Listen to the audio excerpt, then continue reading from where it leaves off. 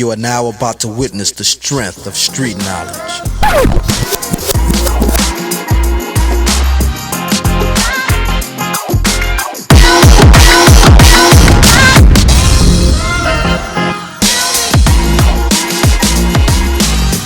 Ja, 20 Jahre DJ Crypt, Schräglage Stuttgart, Brauchsch, Brill. Brauchsch, Brill, Kerle, das muss sagen, ja. Willkommen, ich sag, wegen dir sind wir hier. Es ist großartig, das ist eine Ehre, dass wir da sind. Sein dürfen. Ich feiere das, ich feiere dich auch als Mensch und alle anderen, die da sind, feiern dich auch als Mensch. Ich würde sagen, er ist auf dem Rap-Film hängen geblieben. Ja, passt das? Das passt auf jeden Fall. So, wenn ich das auf Deutsch, Englisch, Französisch, egal welche Sprache, ich bin auf jeden Fall drauf hängen geblieben. 20 Jahre, kannst du das greifen, die Zahl? Naja, eigentlich schon so, aber jetzt die letzten Wochen war es tatsächlich so, dass ich mich so viel damit befasst habe auch und so viele alte Bilder rausgekramt habe, dass ich gedacht habe, Alter, wo kommen die alle her oder so. Und ich habe die teilweise vergessen, auch so alte Graffitis und Zeug und dachte so, ey, voll geil. Aber ja, jetzt ist es echt soweit und ich denke, 20 ist auch nur eine Zahl, aber irgendeinen Aufhänger brauchen wir, dass man ein bisschen festmachen kann und machen wir heute. Wie ist so das Gesamtgefühl jetzt heute Abend? Fällt schon ein bisschen was ab, auch von dem Vorbereitungsstress? Ja. Es kann natürlich sein, dass ich auch vielleicht irgendwo eine Überweisungsbestätigung vielleicht nicht übertragen habe und dann nachher an der Kasse nachher Stress gibt und die Person vielleicht nicht reinkommt. Dafür schon mal sorry, aber es war echt unglaublich viel Arbeit die letzten Wochen und deswegen denke ich, es soll mir verziehen sein und ich hoffe, es läuft alles an der Kasse. Bis jetzt passt, glaube ich, schon mal alles und es funktioniert mit dem Abscannen von den Eintrittstickets mit der App und so weiter. Deswegen, eigentlich, jetzt kann es laufen und dann... Jetzt warst du ja auch erst bei mir mit Illegal, auch in der Zungenakrobaten Radioshow haben wir auch ganz ausführlich gesprochen. Ich weiß, da kommt auch ein bisschen Musik. Lass uns mal nochmal drüber sprechen, was ansteht im Hause DJ Crypt. Ja, auf jeden Fall. Meine Beatmaker-EP, die kommt dann im Frühjahr. Da werde ich jetzt auch den Dezember hart dafür nutzen, nochmal richtig Gas zu geben, weil jetzt die letzten Wochen war nur Arbeiten fürs Event und halt auch klar Auflegen am Wochenende. Und bei dir war ich am Radio, dann war ich noch in Dortmund bei Funky Head Up Radio. Grüße gehen raus an die Jungs. Grüße an die Jungs. Nächste Woche bin ich noch bei Jean-Marc, Heukemes, auch noch im Radio. Ja. Und danach werde ich auf jeden Fall noch viel Musik machen und dann die EP fertig machen im Dezember hoffentlich. Und dann gibt es sie im Frühjahr. Also, that's what's up. Ich will den Bogen heute für dich gar nicht überspannen. Ich wünsche dir nur alles Liebe für die nächsten 20 Jahre. Ich denke, wir werden sowieso uns immer mal wieder über den Weg laufen. Ja, das glaube ich auch. Das glaube ich auch. Du bist einer der nettesten Menschen, die ich hier die letzten Jahre kennenlernen durfte. Mega. Schön, dass ihr da seid, auf jeden Fall. Ganz lieben Dank an dich für das, was du tust, für das, was du gibst. Und hier lebt wirklich auch Hip-Hop in Stuttgart. Ja, wir versuchen es. Dank Menschen wie dir. Viel Spaß heute Abend und Grüße gehen natürlich raus an die Zuschauer. Auf jeden Fall. Grüße an alle Supporter. DJ Crypt und vor allem auch die Snowgoons. Ganz wichtig. Nächstes Jahr übrigens ja auch 20 Jahre Snowgoons. Ne? Genau, also, ja, genau. Da werden wir bestimmt auch was machen. Da gibt es auch nochmal anderweitig Specials und so weiter, aber wir lassen es heute mal bei mir. Und dann 20 Jahre DJ Crypt. Vielen Dank auch hier an die Schräglage. Wir sind hier super supported worden. Wirklich großartiger Tag. Und hier machen wir Schluss. Du musst jetzt auf die Bühne.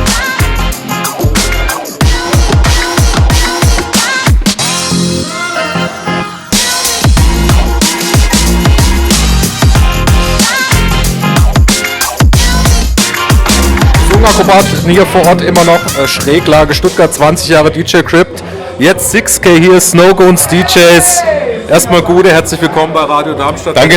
Ich sag schon wieder Radio Darmstadt, siehste, ja, ich krieg das Radio gar nicht, ich krieg das Radio raus. Wir sind heute ohne Radio Darmstadt, aber das ist gar nicht schlimm, denn ihr könnt mich da jeden Montag hören und supporten. Aber jetzt gibt's ja was Neues. Jetzt gibt's was Neues. Und wir starten hier auch bei DJ Crypt, umso besser, dass viele coole Artists und DJs da sind. Und von daher will ich einfach mal anfangen. Was hast du für eine Verbindung, für eine Historie mit Tommy?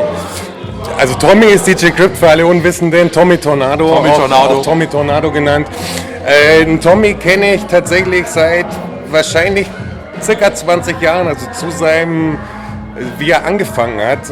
Und zwar hat er da Zivildienst gemacht in Ulm und ich habe eine Zeit lang in Ulm gewohnt und so hat man sich dann getroffen und der Tommy war einfach schon immer die Scratch-Rakete Nummer 1. Und Tommy hast du, wenn irgendwo ein Plattenspieler stand, hast du einen Tommy einfach nicht vom Plattenspieler weggekriegt. Und der Tommy, muss man wirklich sagen, wenn man über einen Menschen in Deutschland wirklich sagen kann, der ist Hip-Hop so, dann ist es Tommy. Weil Tommy ist einfach ein Graffiti-Nerd, der ist und macht alles dope. Also alles, was er macht, macht er dope. Egal, ob er ein Beat macht, egal, ob er cuttet, egal, ob er ein Mixtape macht, egal, ob er sprühen geht. Tommy ist immer dope. Und wir warten auf seine EP, ne? Absolut, ja, absolut. Also da kommt was. Auch als Produzent, checkt es einfach mal aus oder hört Zungenakrobaten. Da läuft der Shit. Ja, du warst jetzt mit Roger dieses Jahr wieder sehr intensiv unterwegs. Ja. Mit eurem gemeinsamen Album. Wir haben uns ja in Würzburg getroffen bei der Osterjam. Bestes Interview aller Zeiten.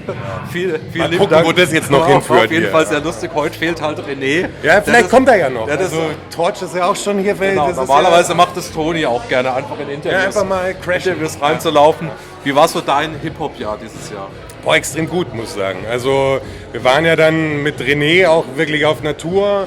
Und René ist einfach das Geile an der Konstellation Roger, René und mir war einfach, dass es gut ist, wenn du nochmal einen Freestyle-MC dabei hast, der den anderen dann pusht. So, ja? Also ich freestyle ja selber nicht, aber ich stelle es mir extrem schwer vor, wenn du alleine vorne stehst und dann keinen hast, der irgendwie was auffangen kann und so. Und wenn René dabei ist, dann pusht man sich da gegenseitig. Und wir haben es ja auch extra so gemacht, dass wir sind zusammen auf Tour gegangen und haben nicht jeder eine Stunde gespielt, sondern haben einfach so ein 3 Stunden oder 2,5 Stunden Set gemacht und das zusammen, also quasi im Wechsel. Und das war einfach die beste Entscheidung. Von daher war mein Hip-Hop-Jahr 2019 extrem gut. Jetzt zudem mit dem 25 Jahre Backspin vor 3 Wochen inzwischen, glaube ich, in Münster. Es war einfach stark, weil es so Familientreffen ist, so wie es heute auch so ein bisschen ist. Also wir sind hier vorher kurz rausgelaufen, wollten was essen so und dann läufst du halt am Ari vorbei und triffst halt die Leute auf einmal so und das wird noch mehr. Es sind ja noch nicht mal alle hier. Das ist ja heute wirklich so ein kleines, fast Ein-Tages-Festival. Ja, absolut. Ich habe gesagt, wer heute nicht hier ist und Hip-Hop-Fan ist, der verpasst was. Ja. Also eigentlich muss jeder, der irgendwie Bock auf den Scheiß hat, ist the place to be heute, ganz klar. Also die Frage stellt sich nicht. Album übrigens Flensburg 37. Ich komme nochmal kurz drauf zurück. Es begleitet mich auch schon sehr lange. Im Album ein ganz spannendes Projekt, wie ich finde. Wie ist die Rückmeldung jetzt auf den Solo-Stuff? Ja? Auch in Abgrenzung zu den alten Blumentopf-Zeiten natürlich. Ja, die ist natürlich immer viel in einen Topf geworfen. Die ist natürlich wesentlich geringer, das ist ja klar. Also das ist ja auch so ein Phänomen, das glaube ich viele Leute kennen, die aus einem Band-Kontext kommen, dass wenn sie dann was Solomäßiges machen, es auf einmal wesentlich kleiner wahrgenommen wird und auch weniger, also viele Leute checken es ja auch gar nicht. Gerade wenn gerade bei Blumentopf gab es irgendwann mal so eine Hip-Hop.de-Nummer, glaube ich, die über ein Festivalgelände gelaufen sind und so Hip-Hop-Trivia-Fragen gestellt haben. Wo dann die Frage war, zähle die Mitglieder vom Blumentopf auf oder so. Und dann war halt so, wie sind mehr, keine Ahnung, ich dachte immer, es wäre ein Rapper so mäßig, weißt du so. Das ist für mich immer der Klassiker, dass es immer noch Leute gibt, die denken, Tupac, das sind 2 Leute. Ja, genau, ja klar.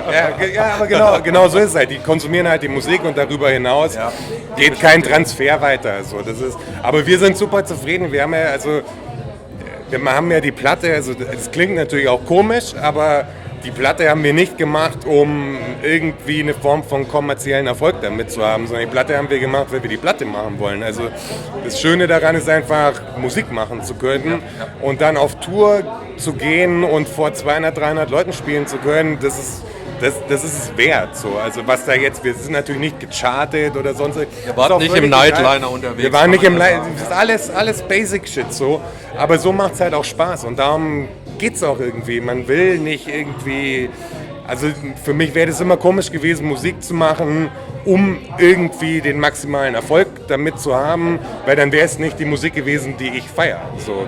Und deswegen sind wir ultra zufrieden. Also wir arbeiten auch schon weiter und es wird auch was Neues kommen schon. Genau. Zudem bist du ja noch Teil der großen Snowgoons-Familie. Ist ja auch dieses Jahr, was viele gar nicht wissen, 20 Jahre Snowgoons. Ja. Nicht nur 20 Jahre DJ Crypt. Ich hatte ja Illegal und Crypt bei mir letztens auch im Studio. War mir auch eine große Ehre und Freude. Allein wenn ich sehe, was da aufgebaut wurde an Connections. Ich kann das manchmal kaum fassen und wie wenig das von den Hip-Hop-Medien hier in Deutschland beachtet wird. So gut wie gar nicht eigentlich. Ja, das finde ich eigentlich skandalös. Ja? Ja, es ist ein Skandal. Es ist ein Skandal. So, genau. Sagen wir mal, wie es ist. Da sind wir schon wieder dabei. Wir kommen immer wieder auf dieselben Themen. Ja. Aber das ist ja das Schöne an dem Konzept, dass man die anderen gar nicht braucht.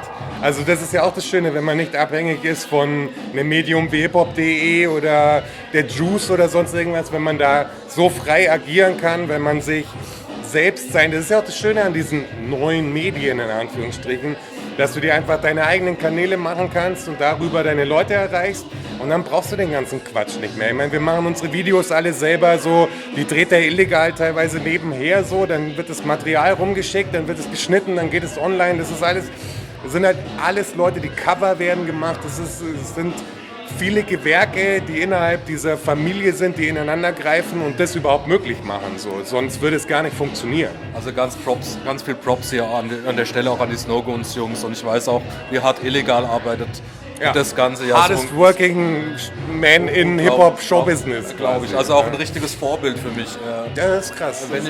Hast du ihm das gesagt? Hat er ein bisschen Pipi in den Augen? Kannst du ihm vielleicht nachher? Ja, werde ich nachher machen. Ja. Ich hole ihn auch nochmal vor die Kamera. Dann sage ich ihm das definitiv nochmal persönlich. Jetzt sind wir hier wegen DJ Crypt. Ja. Hast du eine kleine, nette Geschichte?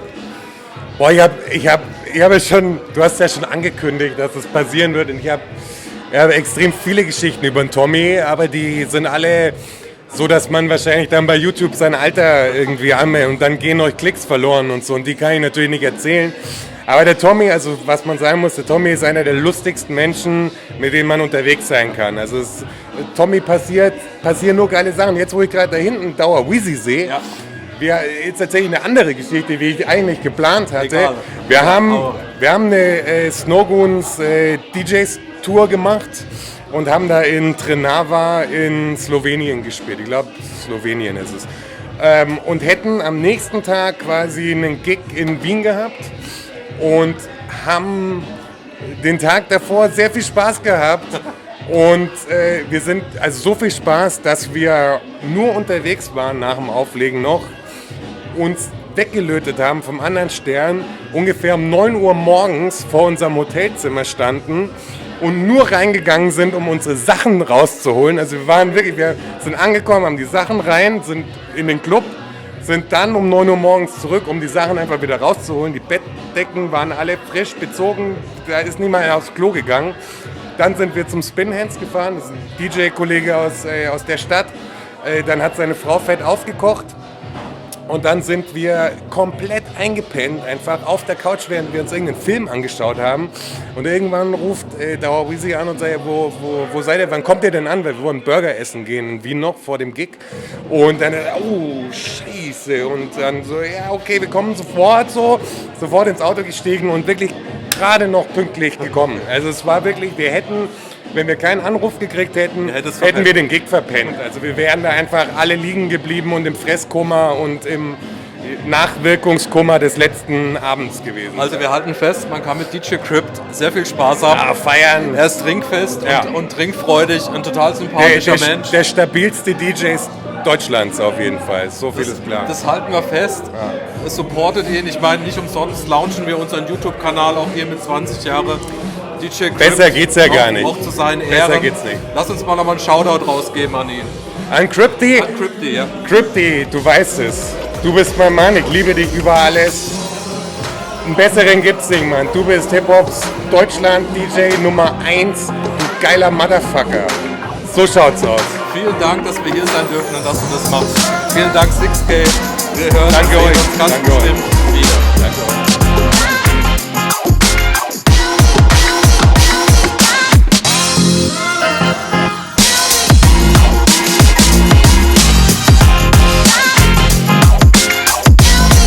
Okay, hier 20 Jahre DJ Crypt, du wirst jetzt ein bisschen lauter sprechen, Konzert läuft. Ich habe jetzt einen der MCs, ihr wisst es, aus Deutschland. Ich habe allermeisten Liebe. Der gute Galf, straight aus Rottweil. Gude, herzlich willkommen. Servus. Hallo. Ja, und es passt, neue Platte kommt, hier vorne steht sie, zusammen mit Fussel. Genau, Futze, genau. Mein Rottweiler Wahlwiener Kollege Funkmaster hat das aktuelle Album produziert. Das ist eine 7-Inch, wo die ersten 2 Singles drauf sind. Für alle Hardcore-Digger. Blaues Vinyl und ein Hidden Funk Beat Abtempo auf der B-Seite. 300 Stück limitiert.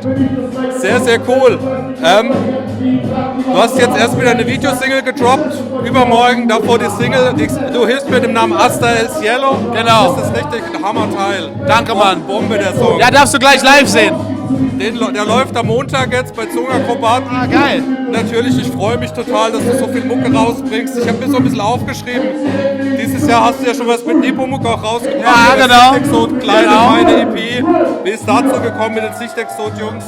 Nepomuk habe ich auf der Tape-Fabrik kennengelernt vor 4 Jahren und bin dann direkt mit ihm mit nach Mainz rüber. Dann haben wir in 2 Tagen 5 Tracks gemacht oder 4 und dann haben wir nochmal 2 gemacht und dann haben wir das Ding dieses Jahr endlich rausgebracht. Okay, also ich meine, ich hab's ja hier stehen. Ich hab dich 2015 mit der, war das dein Debütalbum? Das war mein Debütalbum, Jahre. Auf der Eiserner Besen-Tour oder was? Genau, mit Morlock Dilemma, da haben wir uns das erste Mal gesehen. Shoutout an Morlock. Genau, bester Mann, auch geiles Album gedroppt übrigens. Brutal! Maschine! Morlock Dilemma. Wir sehen uns auch noch, ganz bestimmt. Auf jeden Fall. Also den Mann muss man auf jeden Fall supporten.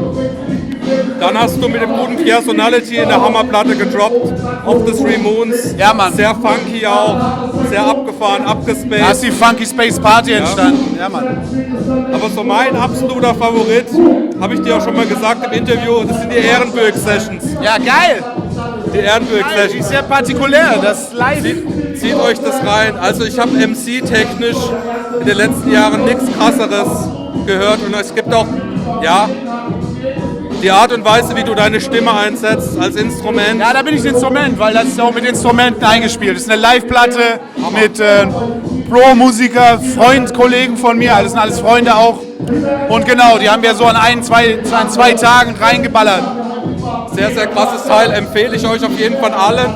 Dann hast du dieses Jahr noch mit S-Fidelity auch ein Album gedroppt, das so ein bisschen elektronischer angehaucht war. So ein Ja, das ist halt S-Fidelity-Style, also einfach sein Produzenten-Style. Sehr partikulär, sag mal ein bisschen kontemporärer von der, ja, vom Soundbild, aber auch ganz individuell und ich würde sagen trotzdem zeitlos. Bin sehr davon überzeugt, dass das auf jeden Fall ein zeitloses Album geworden ist. Und auch in 10, 20 Jahren noch denselben Vibe haben kann, auf jeden Fall. Jetzt sehe ich dich auch immer mal wieder mit dem guten Maniac. Was ist da los? Ja, hey, Maniac ist bester Mann. Regensburg. Shoutout an Liquid und Maniac, die haben für mich das Album des Jahres gemacht. Definitiv, die habe ich erst interviewt, die Jungs auf Tour. Alter, die Platte macht mich komplett fertig. Wie man Trap so geil interpretieren kann. Absolut. 100-Style und auch inhaltlich die Message. Genau. Da müssen die Leute mal checken, was die Jungs eigentlich wollen. Ja. Und genau, Maniac, Superman. Wir haben Tracks. Er schickt die mir nicht. Maniac schickt mir jetzt den letzten, den wir gemacht haben. Ich habe keine Ahnung mehr, was wir da gemacht haben. Ich habe es nicht mehr gehört. Wir haben einen Track zusammen mit Keno, den hau ich auf jeden Fall 2020 raus. Safe. Ich will, abgesehen von der nächsten Platte, die auch schon ready ist und dem Album, was ich ja gerade promote, also damit ihr nicht durcheinander kommt, Dito ist mein aktuelles Album.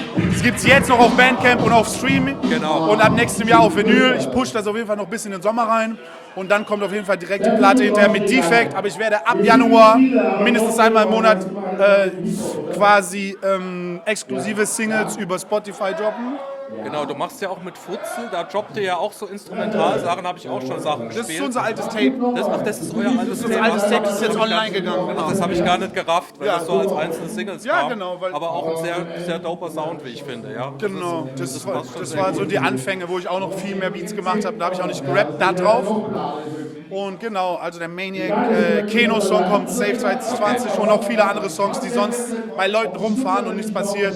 Ja, ich meine, du bist ja so mega umtriebig. Jetzt die Partyreihe in Rottweil mit Hop übrigens auch Grüße gehen raus. Rohrpark, wir haben gestern in Rottweil, reicht euch, große Kleinstadt, 25.000 Einwohner mit allen Käffern drumherum. Das heißt, im Kern wohnen vielleicht 10.000, 15.000 und wir schaffen es da eine Partyreihe auf die Beine zu stellen, wo 400 Leute kommen und DJ Friction 5 Stunden anfeuern, Wunderbar. auf den Mund küssen wollen, weil er den Funk und den Hip-Hop nach Rottweil bringt. Genau, DJ Friction kommt nachher auch noch, aber auch guter Mann. Also, ich finde es toll, wie sich das alles so connectet und wie ihr euch auch gegenseitig unterstützt. Das macht mir total Spaß, über über euch zu berichten, weil ich das so spüre, da ist so viel Liebe drin. Nee, wir machen das selber alle. mal aufgesagt, Passion. Hey, wir sind alle connected. Alle, die heute Abend hier sind irgendwie miteinander connected über den Sound. Unterstützen, supporten sich gegenseitig, feiern sich gegenseitig, inspirieren sich. Vor allem inspirieren ist alles. Genau, ich weiß von Tommy, ihr seid sehr gut befreundet. Ihr habt ja auch die EP 50-50 gedroppt. Ja, genau. Auch ein geiles Teil, lief auch bei mir hoch und runter. Wie habt ihr euch kennengelernt? Gibt es eine coole Story? Ja, die Story ist ja auf der 50-50 EP drauf. Red Cup. Der Song erklärt's. Wir haben uns so richtig kennengelernt im Freund- und Kupferstechern, als Mirko Maschine und Hulk Hoden aufgelegt haben. Ich kam direkt aus Paris, habe damals noch in Stuttgart gewohnt, kam aus Paris, musste richtig Dampf ablassen, bin nach Hause, direkt in die Schräglage, mach die Türe zur Schräglage auf, die Schräglage ist komplett leer. Oben stehen Mirko Maschine und Hulk Hoden und unten steht nur ein Typ, Crypt. Ich komme rein und schreie nur so, ey! Der dreht sich um und sagt, ey, saufen! Und so ist unsere Story losgegangen. Die Schräglage hat sich dann später noch gefüllt, wir waren einfach zu früh dran. Aber wir haben einen unvergesslichen Abend gemacht und man kann den Abend auch auf der Platte hören. Wir haben Skits aufgenommen, direkt in dem Abend. Wir haben gesagt, wir machen eine Platte, haben direkt Leute interviewt zu der Scheiße, die wir labern. Das ist auf der Platte gelandet am Ende. Ja, ihr habt auf jeden Fall einen coolen Vibe. Ich feiere auch eure Insta-Stories. Ja, ey! Da müssen wir einen Film draus machen, ohne Scheiß. Das hat so ein Potenzial. Ich feiere das so hart, wenn ihr unterwegs seid. Also ich bekomme das schon alles mit und ich liebe euch einfach. Tommy Tornado ist einfach der lustigste Mensch, den es gibt. Ich muss das einfach so sagen. Lass uns nochmal zurückkommen zur Platte. Da ist ein mega Track drauf mit Quame, Retro-Gott und eben auch DJ Crypt. Funky Time! Ja, Funky Time. Ein Brett geworden, ja. Hey, deswegen hat die Platte so lange gedauert oder hat sich noch 2-3 Monate verzögert. Ich habe auf die Parts gewartet. Funky Time ist the shit. Abtempo, ultra Funkbeat von Futze, ultra die Funkrutsche, das ist auf jeden Fall ein Instant Classic. Die Platte sowieso, ihr müsst euch die anhören, Leute. Ich stecke viel Herzblut rein und Futzel hat so einen krassen Geschmack und hat sich so entwickelt im Beatbauen. Aber es ist auch okay, ich werde das Ding promoten, ihr werdet davon mitbekommen, ob ihr wollt oder nicht. Definitiv. Ich habe 4 Singles gedroppt, 4 Videos gemacht, ich werde auf jeden Fall nochmal 6 hinterher schießen. Ich promote das Ding ein bisschen in den Sommer rein. Ja, ich mache ja alles selber jetzt komplett. Ja, das habe ich auch mitbekommen. Also Respekt auch dafür. Ich meine, du siehst ja hier auch. Hey, genau. Alles self-made. Wir machen es selber. Es supportet uns niemand, also supporten wir uns selber. Ja, genau, so muss es sein. Gegenseitig. Und so machen Danke wir für das den Support, Alter. sehr, sehr gerne. Sehr, sehr gerne. Hier 20 Jahre DJ Crypt. Dafür sind wir heute hier. Gibt es noch eine schöne Anekdote, die du mit dem hast? Eine kleine Geschichte, die wir hier teilen können? Oh mein Gott, es gibt viel zu viele mit Tommy Tornado. Ich würde mal sagen, die beste Anekdote wird sein, wie sich, ich weiß nicht, wie lange du heute Interviews machen wirst, aber hast du ihn schon interviewt? Ja, das Okay, dann interview ihn auf jeden Fall ganz am Ende noch mal kurz. Damit ihr das vorher-nachher seht. Okay, alles klar. Scholle Monster, Kutterer Nummer 1, DJ Crypt. Ich liebe dich über alles, Bruder, 20 Jahre, wir sind alle hier wegen dir, 100 Artists gefühlt. Wir feiern dich. Galf, auf die nächsten 20 Jahre. Galf, vielen lieben Dank. Wir sehen uns sowieso auf Veranstaltungen wieder. Vielen Dank, dass du hier warst. Gerne, Alter. Und jederzeit wieder. Leute, wenn ihr die Platte noch irgendwo sehen könnt, sonst ist sie eh bald weg. Wir treffen uns da mal irgendwann noch zum ausführlichen Film. Oder ich komme auf die Blockparty. Alles Gute, Galf. Supportet den Kanal.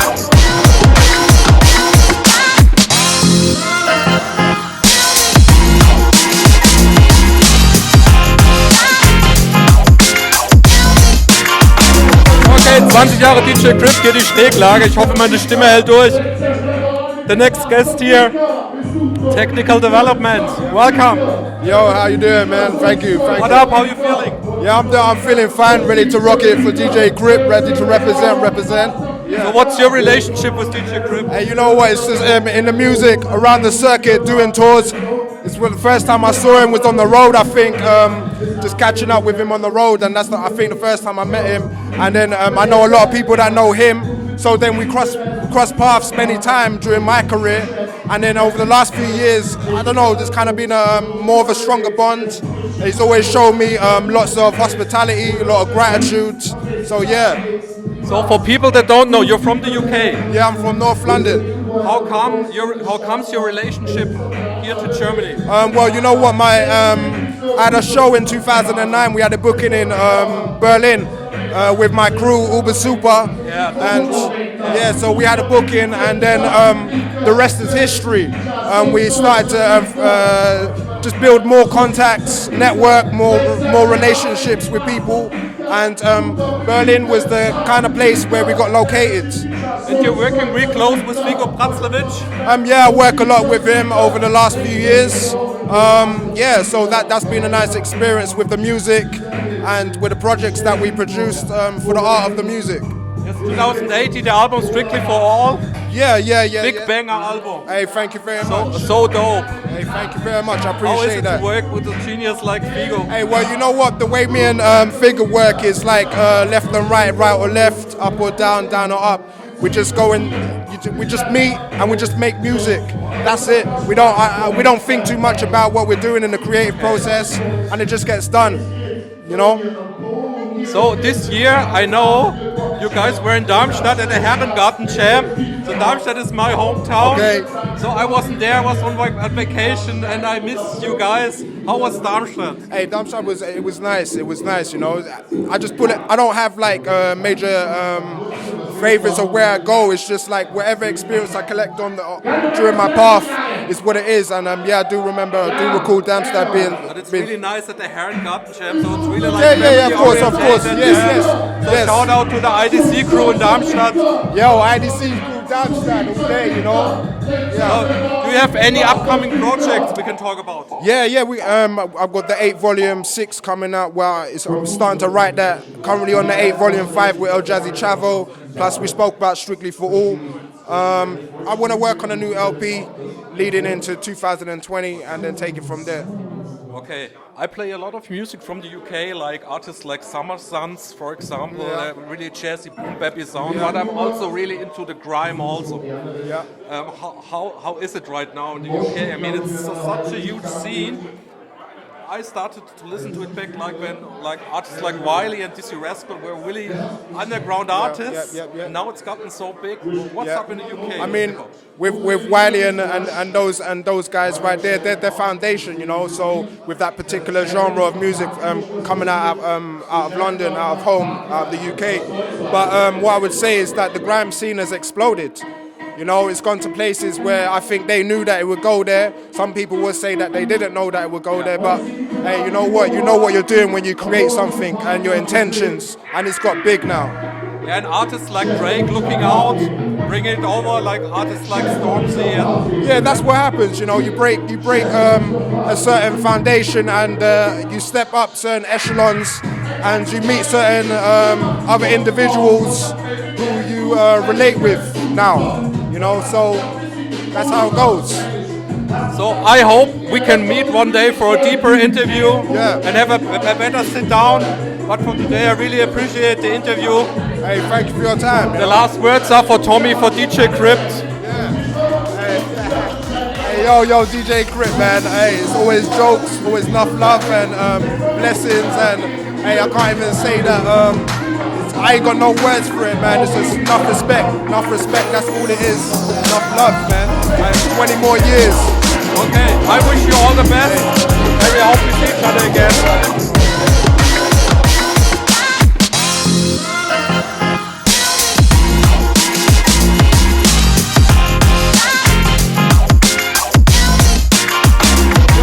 Jahre DJ Crypt, Schräglage Stuttgart, der nächste Gast hier, auch ganz besonderer Gast. Ich verfolge dich seit geraumer Zeit. Straight aus Tübingen, Ari Chicago, Gude, herzlich willkommen bei den Zungenakrobaten. Vielen Dank, ey. Was eine Ehre bei euch mal hier am Start zu sein. Ja, sehr, sehr gerne. Ich muss zu meiner Schande gestehen, ich habe dich noch nicht so lange auf dem Schirm. Habe dich wirklich über das Style Wars Album auf den Schirm bekommen, weil das wirklich einer der besten Tracks für mich auch ist auf diesem Album. Das sticht wirklich heraus. Danke. Habe mich auch mit Style Wars im Interview über dich unterhalten. Er hat auch nur in höchsten Tönen über dich gesprochen. Vor allem auch menschlich, ja, und da wusste ich schon, ey, den muss ich unbedingt treffen. Hab jetzt geguckt, was hast du so an Mucke draußen, dies, das, und hab da eigentlich ganz tolle Musik entdeckt. Hab jetzt so ein bisschen recherchiert und weiß, dass du aus einer Hip-Hop-Funk-Live-Band kommst, Lingua Loca. Da wart ihr eine ganze Weile unterwegs, lass uns mal einblicken. Ja, also ich war immer, ich habe schon in frühen Jahren immer von der Band geträumt, ja, also weil Live-Musik ist cooler, dynamischer auf der Bühne immer, es macht mehr Spaß, weil viel mehr passiert und wenn du Beats spielst, ist es auch immer cool und Beats basteln ist auch immer cool, aber es verändert dynamisch nichts, ja. Und eine Band geht immer, wenn du eine gute Band hast, geht die auch dynamisch mit dir mit, ja. Also im Guten so wie im Schlechten, ja. Hast du eine gute Crowd und du hast Bock, dann ist die Dynamik auf der Bühne bei denselben Songs, die du schon 200 Mal vorher performt hast, eine andere als auf Beats. So. Da ist es immer standhaft. Und deswegen wollte ich immer eine Band haben und wir haben eine gegründet. Am Anfang waren es 15 Leute und dann über die 10 Jahre dann 11 Leute straight, konstant und das war Bombe. So. Und da sind wir auch ein bisschen sowas prägt einen, mit einer Band unterwegs zu sein. Auf jeden Fall so. Also ich finde auch immer Hip-Hop-Acts, die nochmal mit Band unterwegs sind, das ist für mich nochmal so die nächste Stufe.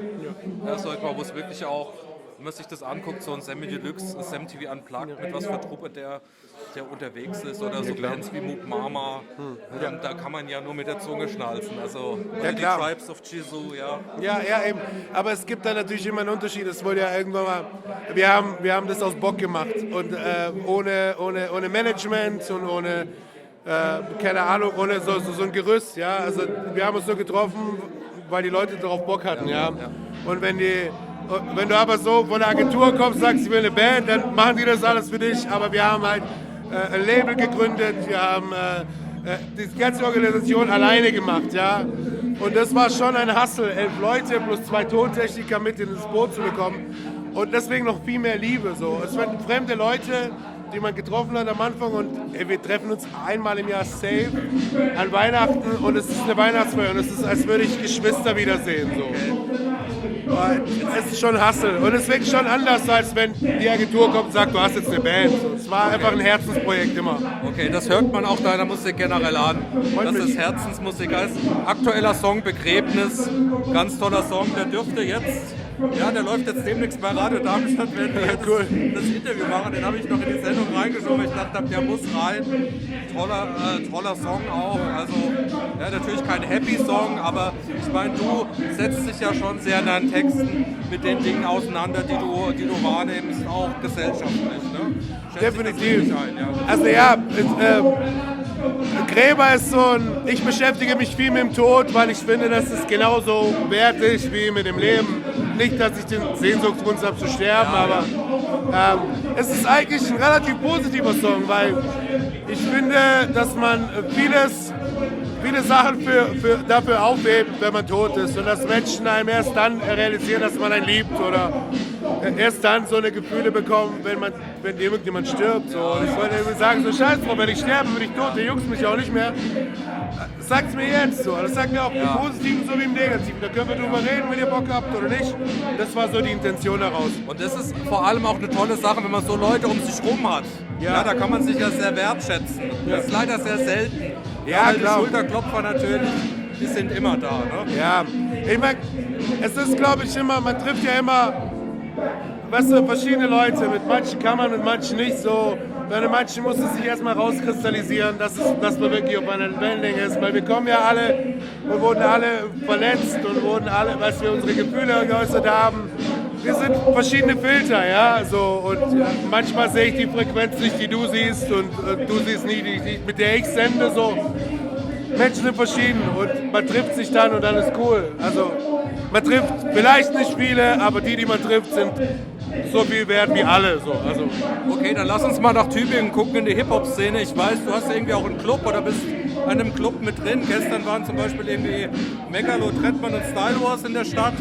Was geht Hip-Hop-technisch in Tübingen? Also ich hab mit einem Club gemacht, so, bin da seit einem Jahr mehr raus, weil meine Freundin hat ein Kind bekommen. So, Glückwunsch. Dankeschön. Und da wollte ich mich mehr drum kümmern. So.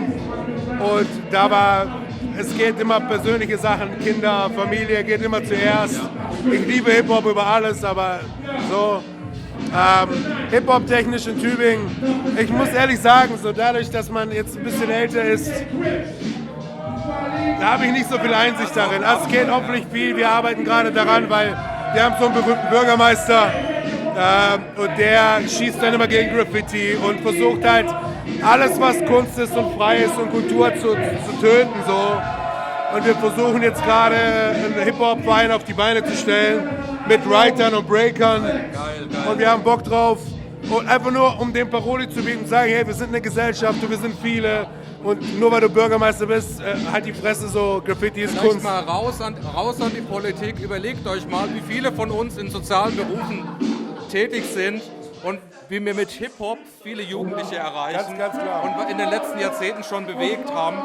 Und da muss man echt mal drüber nachdenken. Das müssen die Leute endlich mal auf die Kappe kriegen. Ja? Ganz klar, ey, das ist die größte Jugendkultur, also Jugendkultur in Anführungszeichen. Ich meine, okay, Kommerz, so, das darf man nicht als Jugendkultur zählen, aber es hat einen Einfluss drauf, so, aber es ist trotzdem, ey, Hip-Hop ist Kunst und man muss der Kunst ihren freien Raum lassen, daraus sind wir entstanden. Die Kultur macht uns tatsächlich zu Menschen, ja, und unsere Empathie sowieso und man kann Sachen nicht verstehen, aber nur weil man sie nicht versteht, darf man sie nicht verteufeln, sondern in einer offiziellen Position muss man sich die Mühe machen, solche Hintergründe zu verstehen, weil du bist Volksvertreter und du musst das verstehen und beziehungsweise nachzuvollziehen, warum man sowas macht. Und Kunst generell zu hinterfragen ist gut, zu bewerten, für dich selber ja, aber dann zu sagen, ja, ist eine Spielerei und so weiter, weil du würdest ja auch nicht sagen, die Höhlenmalerei ist ja auch Verschandelung so. Nein, ich meine, Blödsinn. Wir bezeichnen ja so viel als Kultur, was man auch hinterfragen könnte als schädlich. Ich meine, das ist nur das Beispiel Alkohol. Genau, in unserer Gesellschaft. Ich meine, da muss man sich auch mal differenziert unterhalten. Und vor allem, weißt du so, wenn irgendwelche Leute Statuen in irgendwelchen Städten aufstellen, ja, das ist okay, ja, reclaim the streets, ja. Das ist derselbe Gedanke, nur das eine ist von der Stadt erlaubt und das andere ist von der Stadt nicht erlaubt. Und was ist jetzt der Unterschied mal so, dass irgendjemand mir dann verboten hat, irgendein Bild zu malen auf irgendeiner Hauswand? Weil ey, klar, ich verstehe, das kostet Geld so und es gibt auch Scheiß-Graffitis, das will ich nicht bewerten. Ich kann so für mich so, ey, der Tag gefällt mir nicht, gefällt mir nicht, aber ey, wer bin ich, das zu bewerten so? Jetzt sind wir heute, also ich sehe schon, du hast so viele gute Sachen zu sagen. Wir werden uns auch wiedersehen. Denn es gibt viele wichtige Themen, die man mit dir differenziert besprechen kann. Hier steht ein Mensch mit Haltung, einer sehr guten Haltung, wie ich finde. Und das möchte ich auch bei Zungenakrobaten definitiv präsentieren. Künstler wie dich.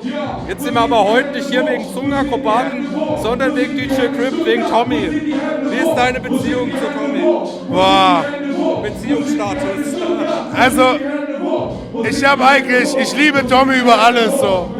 Tommy der kommt rein und egal wie scheiße dein Tag war, Tommy macht den gut so.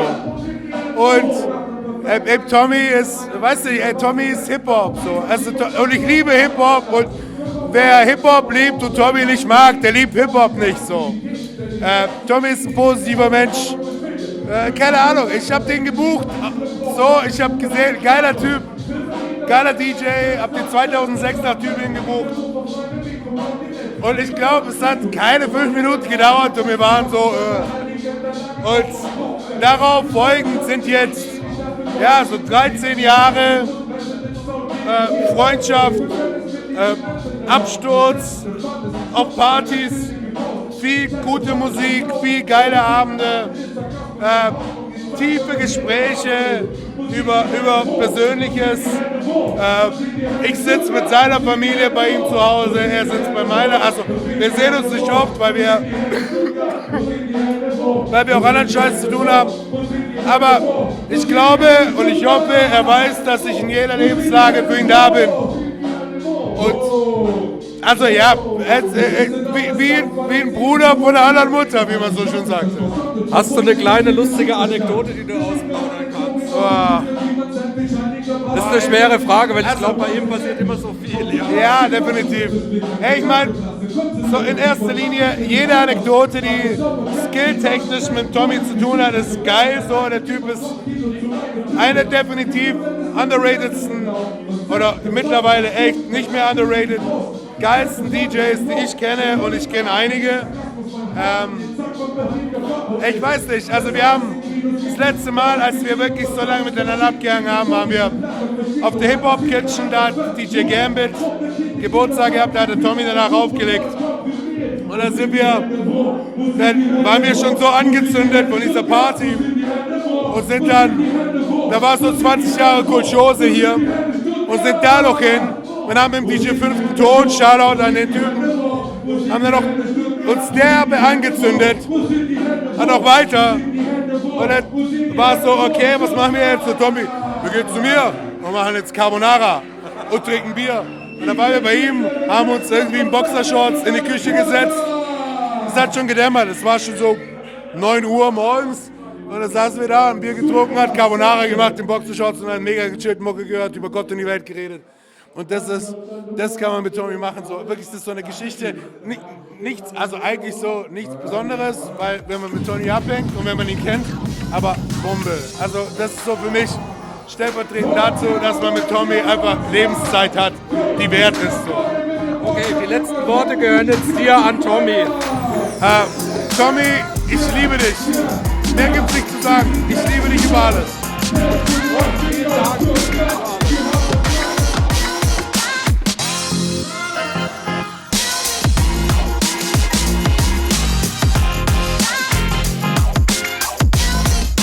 Zungenakrobaten vor Ort hier, 20 Jahre DJ Crypt, Schräglage Stuttgart. Ich habe den nächsten feinen Gast, Produzent und MC. Ich sag Gude, herzlich willkommen bei Zungenakrobaten, Classic der Dicke. Hi, grüß dich, freut mich auch hier zu sein, Dankeschön. Wir sind ja schon länger in Kontakt, auch über die sozialen Medien. Ich feiere immer deine Insta-Posts, wenn du einen neuen Beat schraubst. Du machst herrliche Beats und bist dazu noch ein feiner MC. Die grüne Eminenz, wenn ich das so sagen darf. Ja, kann man so sagen. Ja, also über grüne Eminenz, über das Album bin ich wirklich auf dich aufmerksam geworden. Auch Schande auf mein Haupt, hatte das vorher nichts so auf dem Schirm. Und natürlich deine Produktion, vor allem für Kwame und Ulysse. Sag mal, was ist auf dich die letzten 1-2 Jahre eingeströmt?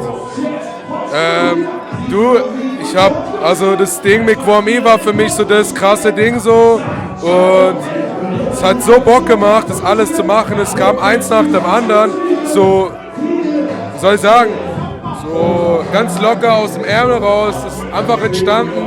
Es war mal eine krass produktive Zeit, die schöne Einflüsse von außen hat, von Soulmate, vom ganzen Daily Concept Label so. Was halt sehr familiär ist und das hat sehr viel Einfluss gehabt und es hat mich dazu getrieben, sowas zu machen und es ist eine wunderbare Zeit gewesen. Also, da darf ich auch mal einen dicken Shoutout an das Label Daily Concept rausgeben.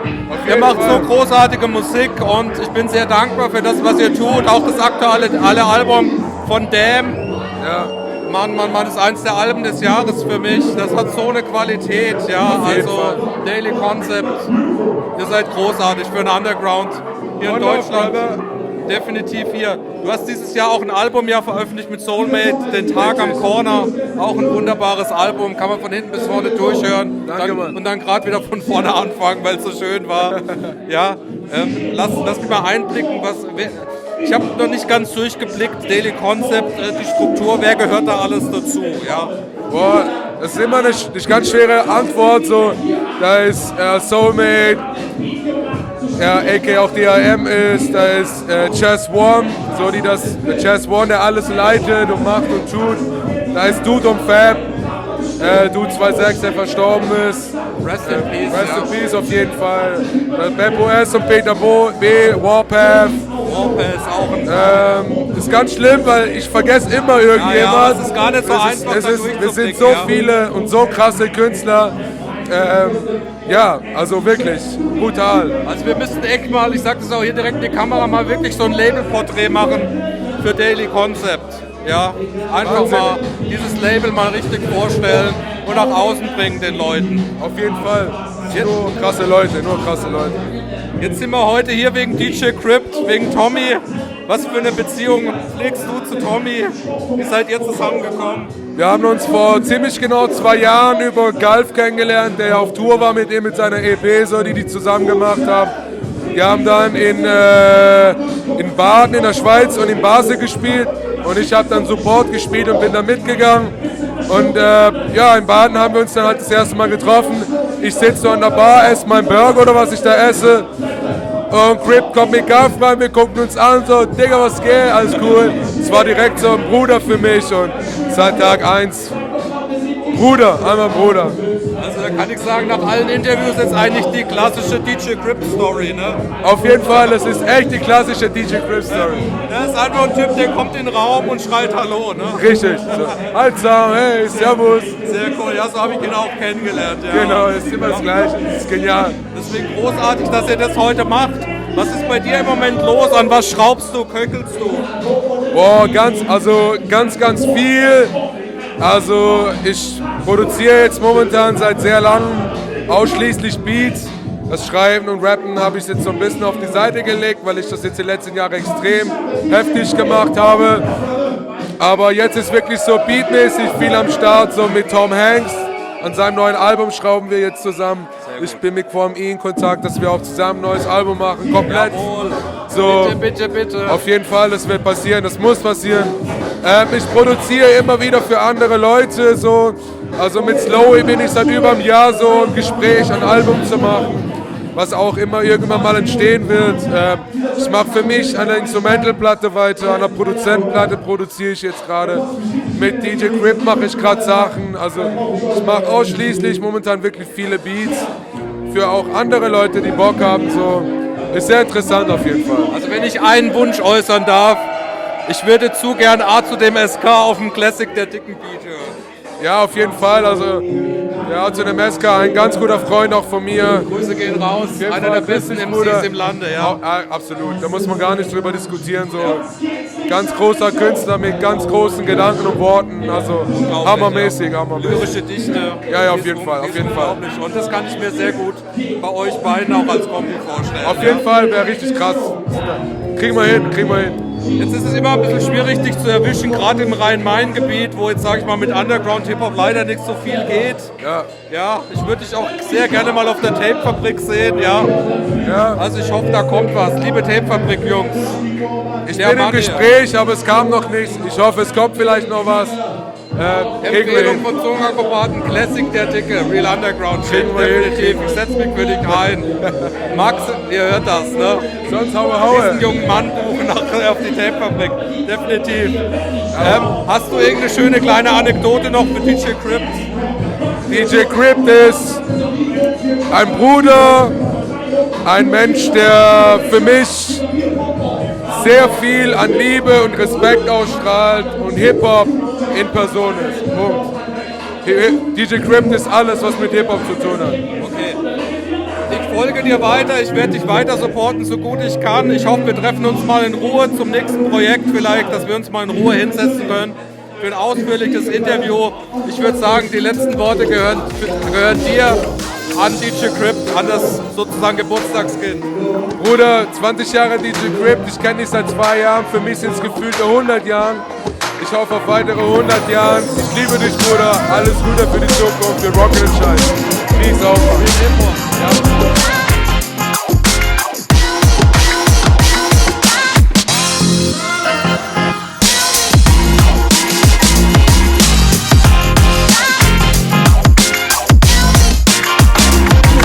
20 Jahre DJ Crypt, Stuttgart Schräglage, der nächste Gast hier. Ich habe jetzt hier Tommy, straight aus München, vom Label Because We Live It, machen geile Klamotten, aber auch geile Mucke.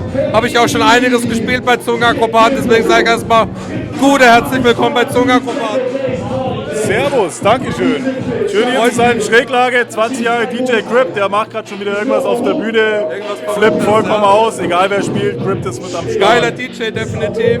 Ihr macht auch geile Sachen in München unten. Ich gucke immer gerne in den Süden runter, geile Leute unterwegs. Wir kennen uns eigentlich nur per E-Mail bis jetzt, haben uns heute kennengelernt. Endlich. Wir werden uns in Zukunft auch wiedersehen. Ich sag nur 2020, ne? So schaut's aus. Da kommt einiges. 2020 wird wild. Was ist los bei Because We Live It? Ja, es werden geile neue Klamotten kommen.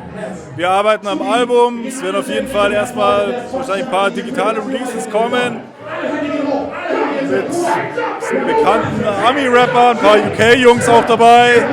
Und mal schauen, nächstes Jahr vielleicht uns Album auf Vinyl, mal schauen. Also ich muss dazu sagen, Galf reißt hier gerade die Bühne ab, wie immer. Ich hoffe, wir kommen überhaupt durch, aber wir versuchen es. Was bleibt uns übrig? Geile MCs hier heute Abend. Und apropos geile MCs. Habt ihr krasse Amis auch auf eure Tracks geholt? Ja. Wie ist da die Connecte? Wie kommt es zustande? Es hat sich ergeben darüber, ja, jahrzehntelang im Hip-Hop. Ich bin auch Veranstaltungstechniker. Das heißt, ich habe die ab und zu einfach auch live betreut, wenn die in München waren. Da hat man mal früher auch Interviews mit denen gemacht zum Beispiel und bleibt irgendwie in Kontakt. Einiges entsteht natürlich heutzutage auch online, einfach per Facebook. Ja, du kennst den, der kennt den, du bietest ihm die Freundschaft an, der sieht, scheint zu passen und dann machst du da einfach die Connection.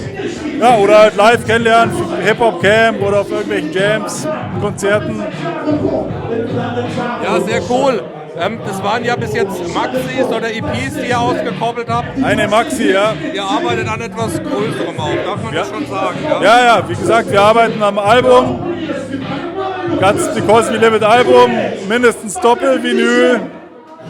Schauen wir mal. Ja, wir geben Gas, ich sammle Beats von überall her. Wir sammeln die Verses ein, wir werden krasse DJs drauf haben. Gestern erst DJ Rookie für einen Track verpflichtet. Sehr, sehr gut. Also da bin ich sehr, sehr gespannt. Jetzt sind wir ja heute Abend nicht wegen Zungenakrobaten hier und eigentlich auch nicht wegen Because We Live It, sondern wegen DJ Crypt. DJ Crypt, right. Wie ist dein Beziehungsstatus mit DJ Crypt? Woher kennt ihr euch? Sehr gut, ja, wir haben uns auch über wie man sich halt so kennengelernt, kannst du ja gar nicht mehr genau sagen. Aber Crypt hat halt zum Beispiel auch dieses Jahr auf dem Hip-Hop-Camp bei uns, glaube ich, 4 Stunden am Stück aufgelegt bis in der Früh, bis nichts mehr ging und hat einfach komplett abgerissen. Saulieber Typ, represented to the fullest. Also unser Mann, genau der richtige Mann für Because We Live It. Ich kann immer nur sagen, Leute, guckt auch in den Süden, da kommt geile Mucke her, definitiv. Wir bleiben definitiv in Kontakt und ich hoffe, wir sehen uns auch nächstes Jahr auf dem Hip-Hop-Camp. Das habe ich zumindest vor, dass wir da mit Zungenakrobaten sind. Da können wir auch nochmal connecten und was gemeinsam machen. Vielleicht gibt es dann auch schon spruchreifere Sachen. Vielleicht ist auch der ein oder andere MC da, der auf eurer Platte ist. Gehe schwer davon aus. Könnte passieren. Ich würde sagen, die letzten Worte gehören dir, an die Kamera bzw. an Tommy, an das Jubiläumskind. Crypt, danke für alles. Für alles, was du bis jetzt getan hast, für das, was du für Hip-Hop tust, was hier heute abgeht. Ich sag nur, live it to the fullest, wie immer. Because we live it, DJ Crypt. Für Hip-Hop, danke. Danke dir fürs Interview.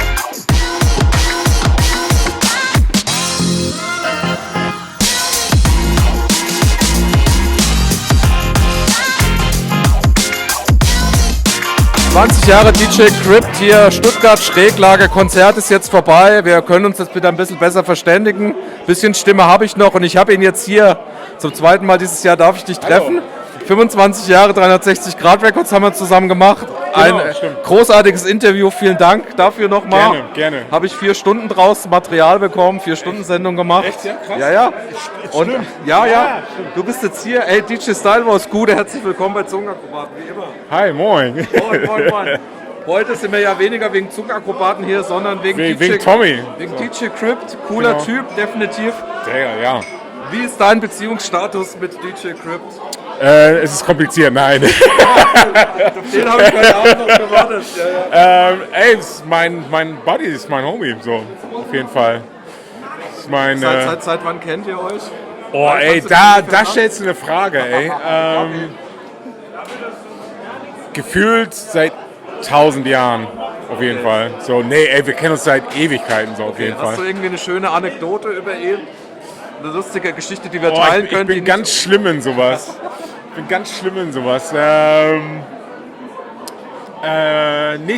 Tatsächlich fällt mir da keine ein. Dann nehmen wir aber immer wenn wir uns sehen, ist es eine Anekdote. Ja, definitiv. Ja, ist auch schwer bei ihm zu sagen. Ich habe das schon gemerkt heute Abend, weil er einfach auch so ein Typ ist. Man kann es einfach auf den Punkt bringen, super sympathischer, cooler Typ. Ja, ey, und man kann einfach Spaß mit ihm haben. Ist so knuddeln, ist der.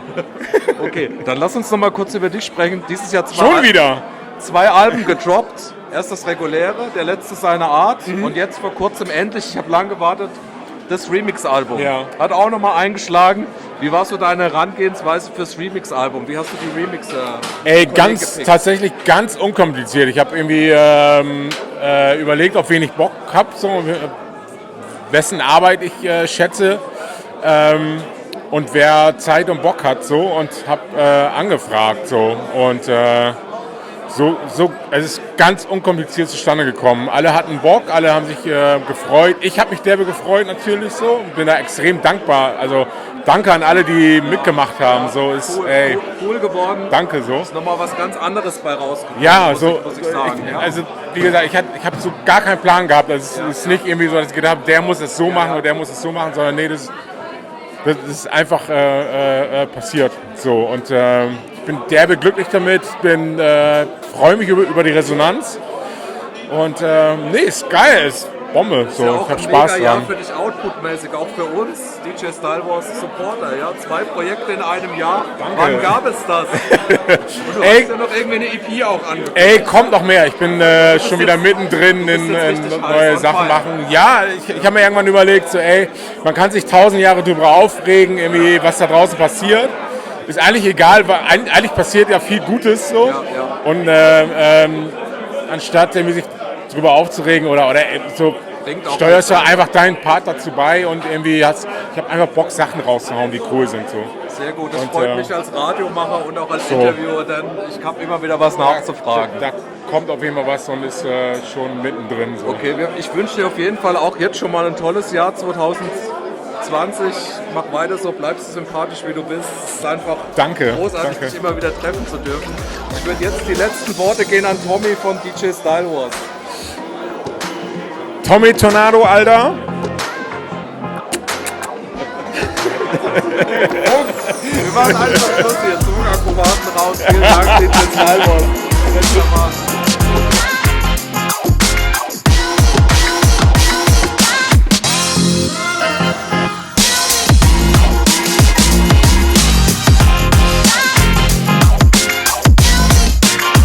20 Jahre DJ Crypt hier, Stuttgart Schräglage, Zungenakrobaten immer noch vor Ort und wir haben sie jetzt hier endlich mal wieder in der Sendung. Mark Zickles.